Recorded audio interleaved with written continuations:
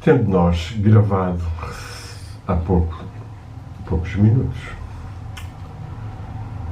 a leitura do poema Homo e comentado com uma certa hermenêutica tanto espiritual como da contemporaneidade política e social, pode não agradar a algumas pessoas, mas é conveniente para os discípulos de Antero manterem esta linha de uma atividade psíquica atenta ao que se passa de injustiça, já que Antero foi um lutador em toda a sua vida por ela, pela verdade, pela liberdade, pela democracia verdadeira, pelo socialismo de face humana e não este que é apenas de corrupção na maior parte das democracias ocidentais, praticamente igual aos sociais-democráticas ou aos outros partidos. Infelizmente temos de dizer isto, pois o 25 de Abril, que nasceu sob grandes ideais e cujos manifestou durante algum tempo, foi sendo tomado por todo o tipo de hereditariedade de cargos e de influências e por toda a partidocracia, levando-nos a este estado de democracia em que os próprios governantes e partidos apenas obedecem já ao que lhes é ditado pela União Europeia ou pelas instâncias financeiras superimperialistas lhes ditam e depois fazem uns pequenos presentes e distribuições de repousados aqui e acolá nos múltiplos dinheiros que podem administrar e que, infelizmente, apenas uma percentagem, talvez não sei quanto, é verdadeiramente aplicada corretamente. Mas deixemos esse aspecto e passemos a um outro poema muito importante, porque está intimamente ligado com este poema de Antero e que, para quem se interessa por os compreender na visão do Antero daquela época e do que é que nós podemos hoje tirar de ilações para a nossa actuação mais justa e mais profunda, haja frutos. Palavras de um certo morto. Há 1000 anos e mais que aqui estou morto, posto sob um rochedo à chuva e ao vento.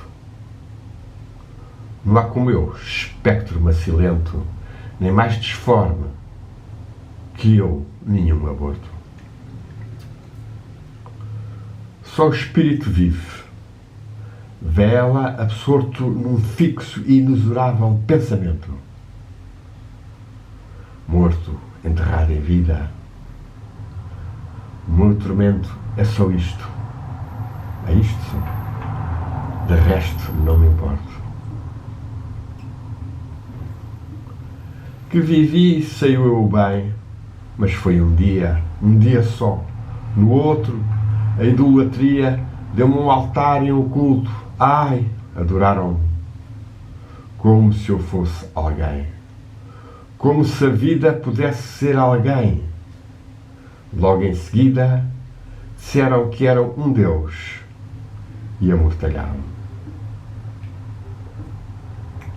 Como veem, este poema é muito importante porque, de certa forma, esclarece o outro e ainda que eu, ao princípio, no comentário ao outro, tivesse admitido a hipótese de este Homo ter também alguma referência a Jesus, não o exprimi, mas neste aqui, as palavras de um certo norte, em que é a mesma paisagem, o mesmo quadro psíquico, ele é dirigido a Jesus. Ele simboliza Jesus, simboliza o Mestre Jesus.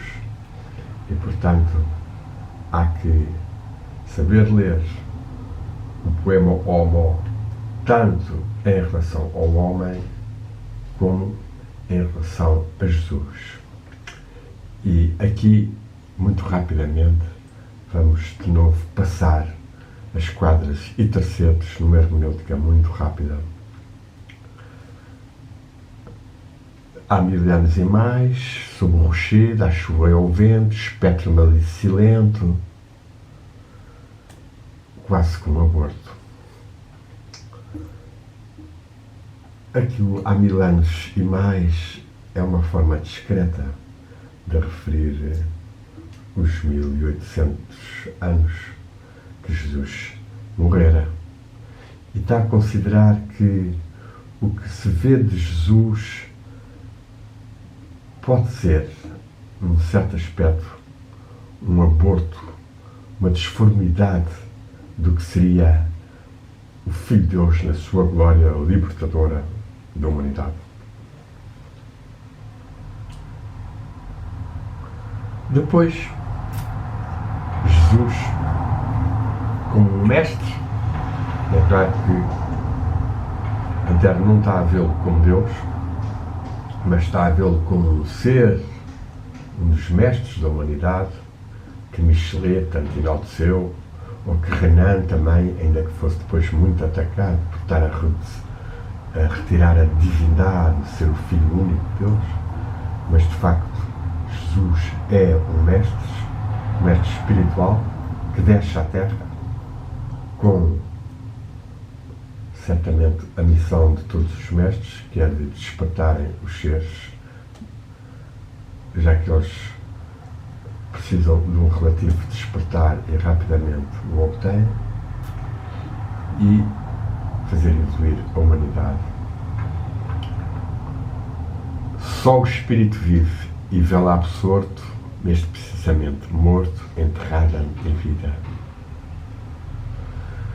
Aqui temos Antero a dividir, de facto, o corpo está morto, está enterrado, o espírito dele está vivo e queixa-se.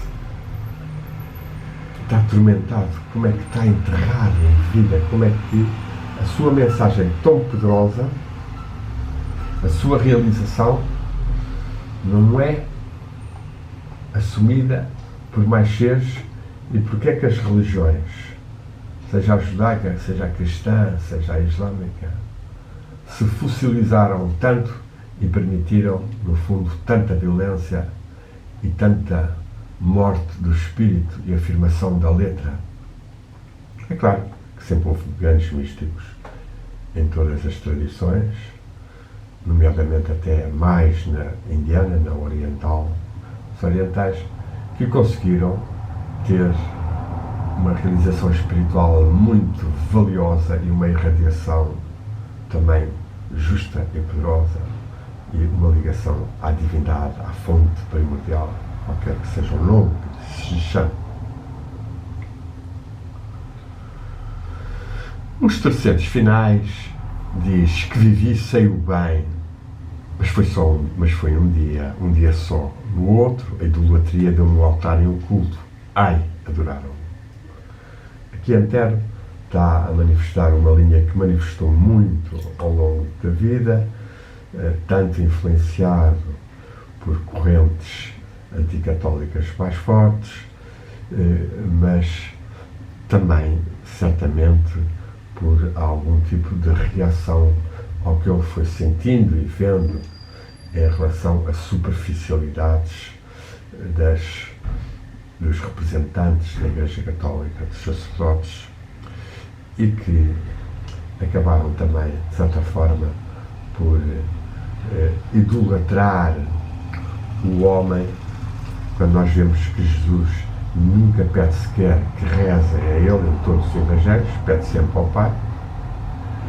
Diz que ele próprio não o sabe, só o Pai o sabe. Pai como uma expressão para a divindade, no aspecto que ele a conhecia interiormente, e que de forma alguma era Deus ou o Filho de Deus para não ser adorado. É claro que há formas de adoração que podem ser apenas de reverência muito grande, de amor, e não vamos criticar quem pode sentir essa adoração, amor, e vemos como o Facebook um dos instrumentos mais insidiosos de manipulação e de censura e de traumatizar e de influenciar as pessoas, escolheu pôr o adoro como um simples gostar mais, pôs a expressão adoro em português, para diminuir ainda mais o adoro. A parte final, esta parte é claro que poderia ser desenvolvida horas, mas de facto o ser humano tem que compreender que tem que respeitar-se e cultuar mais a divindade em si mesma, em si, em cada um dos outros, o espírito que está em cada um dos outros, e não estar tanto na adoração exterior apenas, ou no rezar só, Ave Maria, Ave Maria, Ave Maria, ou Pai Nosso, Pai Nosso, sem sentir todos os aspectos interiores que estas orações aludem, sobretudo se são bem compreendidas e realizadas. O terceiro final, como se eu fosse alguém, como se a vida pudesse ser alguém. Logo em seguida disseram que era um Deus e amortalharam-me. Temos aqui, de facto, uma visão até um bocadinho mais negativa, e por isso Antero, na arrumação que fez com Oliveira Martins, meteu-a nos poemas escritos entre 1870 e 1874, um pouco antes do 1874-1880, que começa com o Homo. Este está feito como o terceiro poema antes deste. E o que é que o Antero contrapõe a este amortalhar, a este adorar, a este fazer alguém único, em vez de uma vida que tem as suas forças e capacidades. Antero opõe, e podemos ver nos dois poemas a seguir, intitulado A um Poema, e que leva como epigrafia em letrinha muito pequenina, surge é ambula, surge é da ambula, ou seja, surge é da ambula, ergue-te e caminha. A um poeta, tu que dormes, espírito sereno, posto à sombra de cedros seculares, como o levita à sombra dos altares, longe da luta e do fragor terreno, acorda, é tempo, o sol já alto e pleno afoguentou as larvas tubulares, para surgir do seio desses mares, o mundo novo espera só um aceno. Escuta, é a grande voz das multidões, são teus irmãos que se erguem, são canções, mas de guerra, e são vozes de rabate.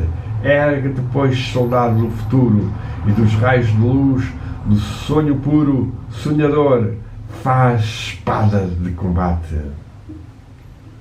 Este poema é extremamente poderoso. Logo a seguir ao morto, Antero não abdica das suas forças interiores de transformação, de evolução, de ideal, e vai cantar a um poeta idealista que já está morto, sobre os cedros e sereno, sobre as larvas tubulares, contudo, surge, ambula, ergue-te e caminha, ergue e luta, pois há uma batalha a ser travada pela verdade, pela justiça.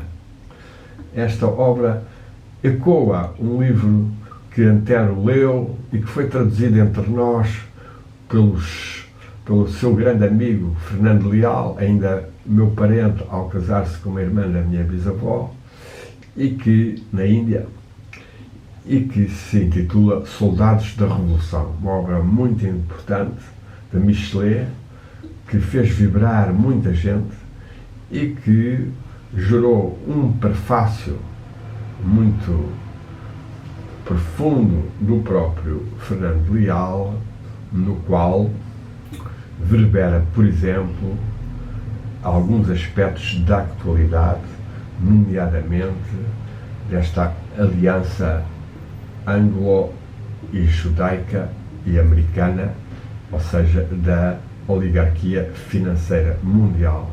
Já naquela época ela se torna perceptível para os seres que estavam mais atentos ao mundo político e, no caso, com toda a aproximação que se fazia de Inglaterra ao ultimato, já que a obra foi traduzida antes. Quanto ao aspecto mais íntimo, este poeta, como é que se ergue e caminha? Está inteiro a falar de uma reencarnação, de uma transmigração. Está ele a falar, a reconhecer, e isso, creio que Antero, ao longo da sua vida, teria numa percentagem de cerca de 80% certo dentro de si que há uma vida depois da morte e que algo sobrevive. E, portanto, neste caso, o poeta continuaria do outro lado a empunhar a espada do combate, a incentivar os outros à batalha. E nós vemos isso com grandes heróis, quando morrem, não ficam absolutamente mortos e paralisados, e muitas vezes vão inspirar atos heróicos de muita gente. E podemos nomear mais recentemente Daria Dugina, a filha de Alexander Dugin, que foi morta pelo extremismo nazi ucraniano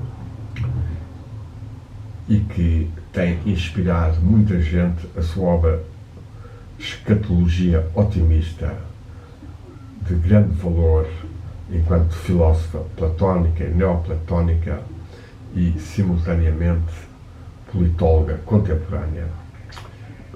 Ou ainda o general Soleimani no Irão, outro herói também assassinado cobardemente pelos norte-americanos, com os seus coligados habituais, e que tem gerado e que ainda vai gerar uma reação forte dos povos do Iraque, do Irão e da Síria contra tal opressão criminosa e assassina que têm realizado sobre esses povos e sobre esses seres abnegados que lutam pela justiça e pela verdade.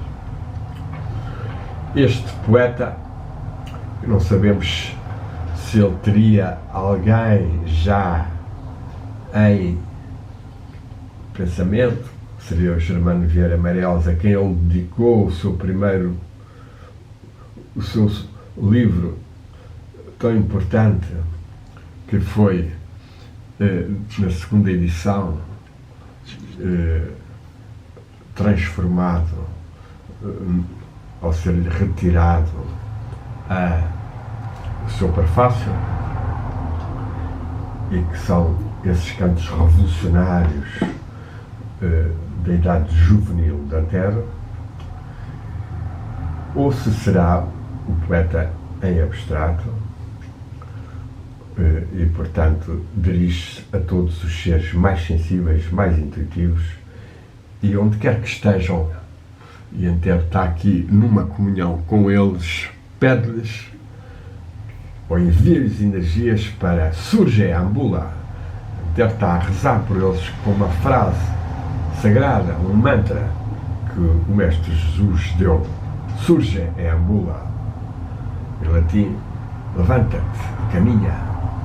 E isto é uma expressão que nós podemos usar quando as forças da inércia, tamas na tradição indiana, nos obscurece e nos enfraquece e não nos quer deixar sair da cama, ou não nos quer deixar sair dessa posição sentada, ou não nos quer deixar sair de uma posição mais cómoda, e impede este caminhar libertador, abnegado, ajuda, de compaixão, que seja.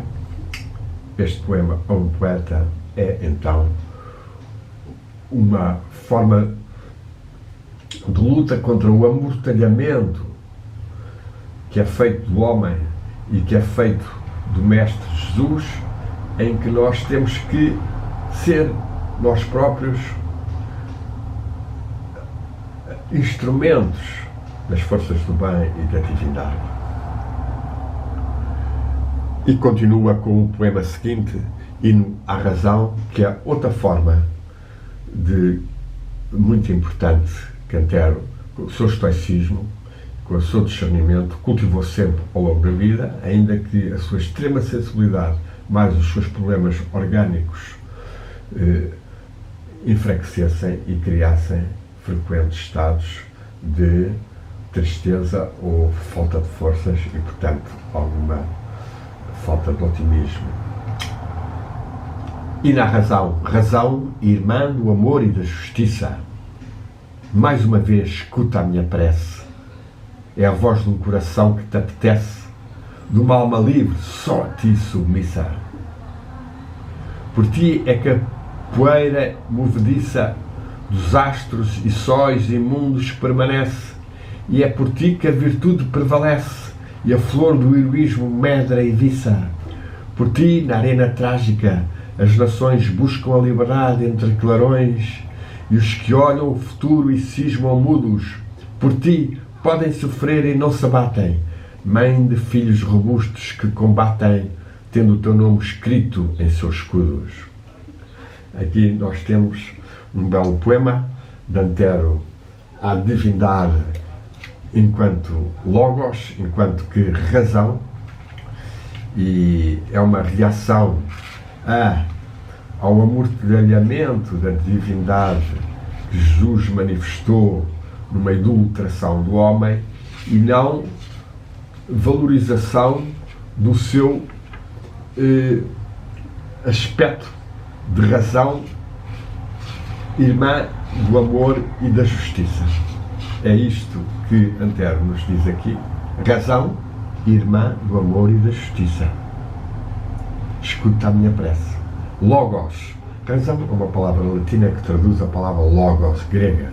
A palavra logos grega é muito mais rica. Basta ver que no Evangelho de São João, talvez o mais importante quanto a uma mensagem interior e mais íntima de Jesus, começa en arche en o logos. No princípio era o logos. No princípio era a inteligência, amor, sabedoria. Aqui Antero coloca razão, irmã do amor e da justiça. Escuta a minha prece. Mãe, a deusa de Antero é neste momento a deusa a razão, irmã do amor e da justiça, e que Antero também estendeu, talvez exagerada, irmã da morte.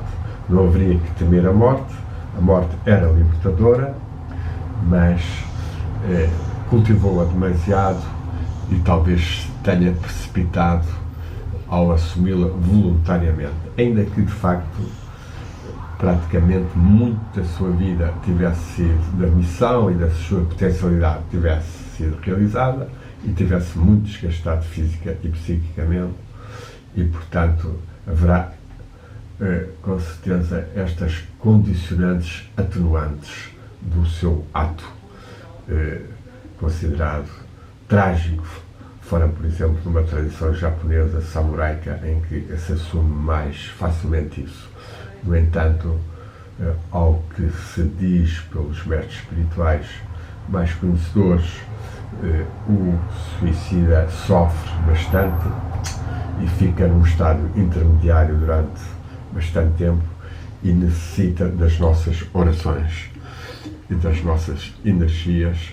Daí que nós, quando pensamos em Antero ou em Manuel Laranjeira ou em Camilo ou em Soares dos Reis ou na poetisa Maria da Silva Vieira, que eu também tratei,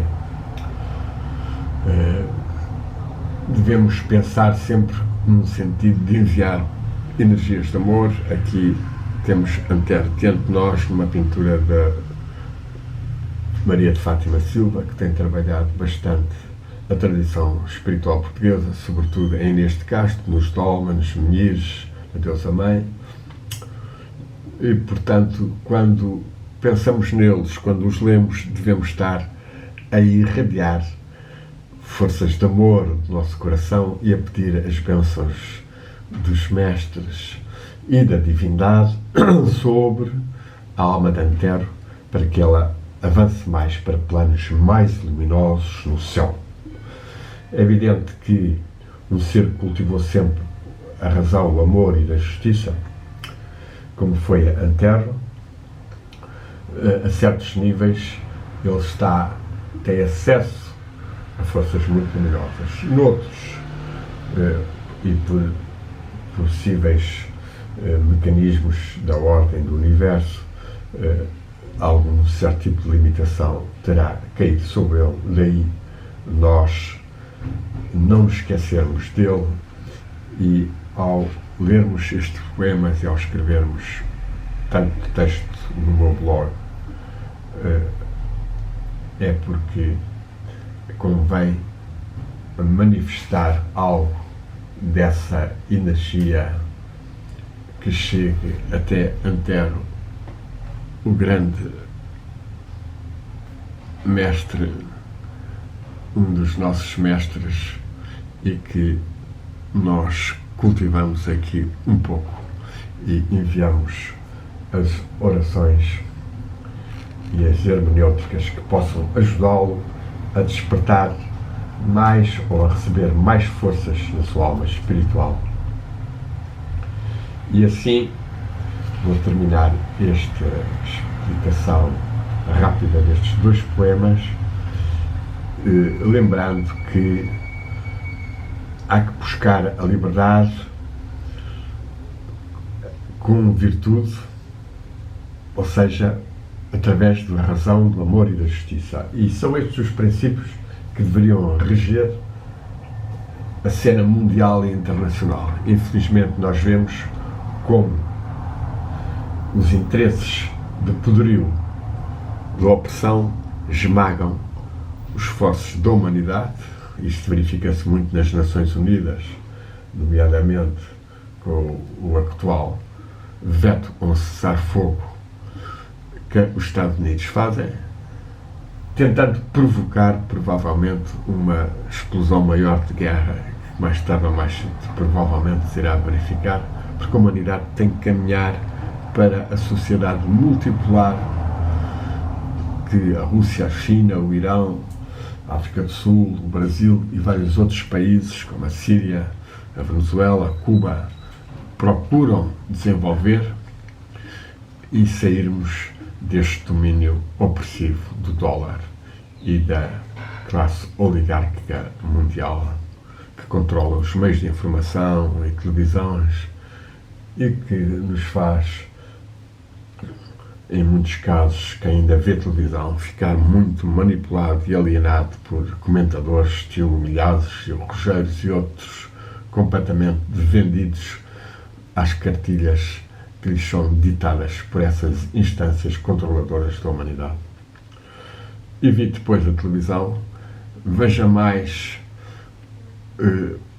na internet os seus próprios fontes de informação em espaços pequenos, rápidos de tempo, e leia e, sobretudo, medite mais para realizar o seu espírito e sentir o desanuviar da razão e a abertura do olho espiritual e a comunhão com o Logos que é amor, que é sabedoria, e que Antero tanto cultivou e cultuou, ainda que nas formas mais espirituais e meditativas não conseguisse ainda tanto, e faltou-lhe também essa aspiração à ligação com o Deus pessoal, o Deus interno, que o ajudaria também a ter mais força espiritual e amor.